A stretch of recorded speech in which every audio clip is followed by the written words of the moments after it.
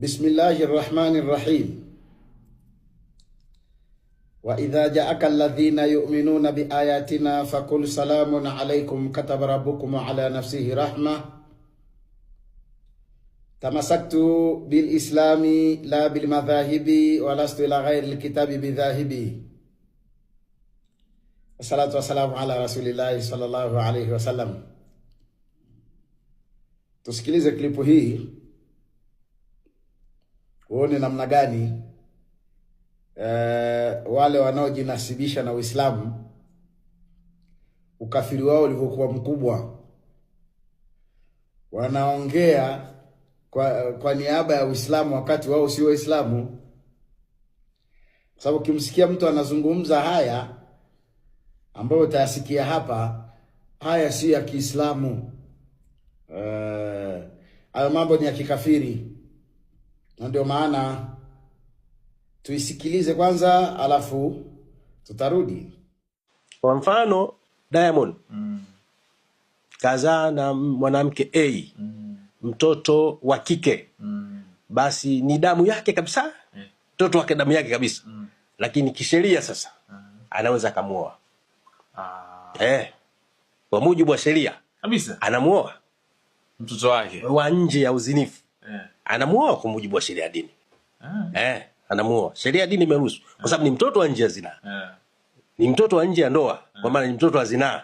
Basi sheria imemruhusu, anaweza kamuoa. Hapo ndo uone kwamba zinaa namna gani Mungu alivyoikataza. Kwa maana japo ni mwanae wa damu, lakini sheria inamruhusu, anaweza kamuoa na hakuna shida. Nadhani mmesikia uongo ambao unaozungumzwaga dhidi ya dini yetu ya Uislamu. Ndugu zangu, habari hizo ziko kwenye psychology na vichwa vya watu wengi, ya kwamba mtoto wa nje ya ndoa baba yake anafaa kumuoa katika sheria ya Kiislamu. Sasa huwa anashangaa sijui ni Uislamu gani. Maana sio huo aliofunuliwa Muhammad. Maana huo aliofunuliwa Muhammad hausemi hivyo. Sijui ni sheria ya Uislamu upi. Maana Qur'ani sura ya 4 aya 23 inatueleza hurrimat alaykum ummahatukum wa abnatukum, mmeharamishiwa mama zenu watoto wenu, ama mmeharamishiwa mama zenu binti zenu. Yani aya hiyo inazungumzia wanawake ambao ni haramu kuoa. Moja ya aliyoharamishwa ni mtoto wako. Huyo mtoto awe wa ndoa, awe wa nje ya ndoa, shekhe, ni mtoto.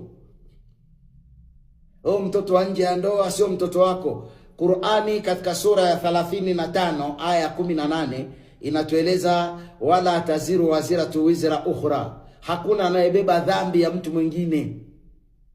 Hakuna. Kwa huyo mtoto ni wako, ni damu yako, hufai kumuoa. Dini yetu ya Uislamu imekamilika. Na hii dini ya Uislamu hakimu ni Allah. Ukisoma sura ya 6 aya 114, afa ghaira Allahi abtaghi hakama wa huwa alladhi anzala ilaykumul kitaba mufassala. Mnamtafuta hakimu ghairi ya Mwenyezi Mungu, naye ndiye aliyekuteremsheni kitabu kilichoeleza waziwazi.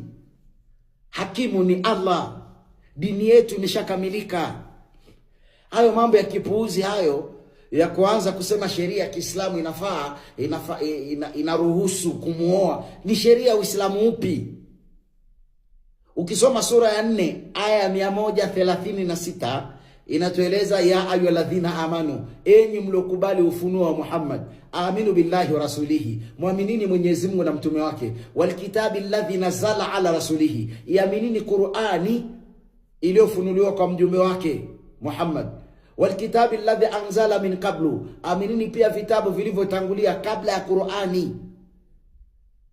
Sheria ya Uislamu ni kuiamini Qur'ani na kuamini vitabu vilivyotangulia kabla ya Qur'ani. Vitabu vyote vilivyoandikwa baada ya Qur'ani si vya Waislamu. Kwa yoyote anayeviamini vitabu hivyo na walichokiandika, hao ni makafiri. Na Qur'ani imetueleza katika sura ya 6 aya 38 ya kwamba ma faratna fil kitabi min shay'in, hatukuacha chochote. ndani ya kitabu cha Qur'ani. Mwenyezi Mungu anasema hajaacha kitu. Achana na hiyo. Sura ya 6 aya 115.